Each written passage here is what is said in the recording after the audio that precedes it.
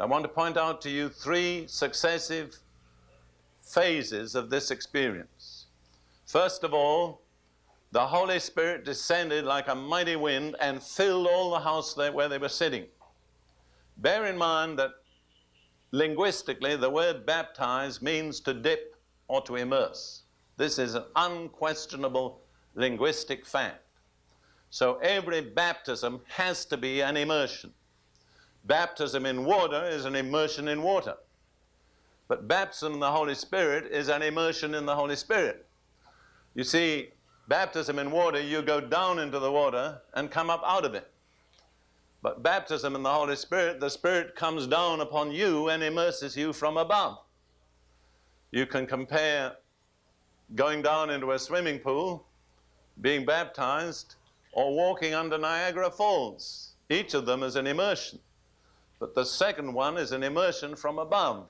I remember the first time I watched Niagara Falls, I said to myself, you couldn't be half a second under that without being immersed. But it's not an immersion by which you go down into, it's an immersion by which it comes down over you.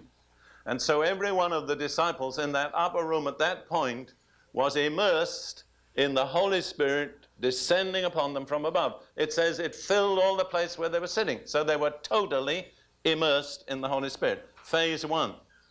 Phase two, it says they were all filled with the Holy Spirit. Each one received the Holy Spirit within to the point of being filled. And phase three is what I call the overflow. They began to speak with new languages as the Spirit gave them to speak. In Matthew 12:34, Jesus says this, out of the abundance of the heart, the mouth speaks. In other words, when your heart is filled to overflowing, the overflow will take place through your mouth in speech.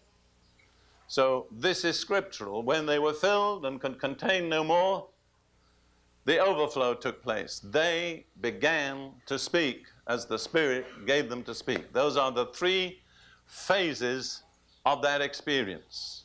Immersion from above, infilling, and outflow. Now, theoretically, you can stop at any point. They could have been immersed but not filled. Or they could have been immersed and filled but not have any overflow. But my question is, why settle for less than the best? I often preach to Catholics. And when I do so, I always remind them that their two favorite figures in the New Testament, Mary and Peter, both received it that way. And I say to them, if that's how they received it, why should you receive it any other way? And when I've put it that way, I've seen hundreds of Catholics receive the Holy Spirit in the next few minutes.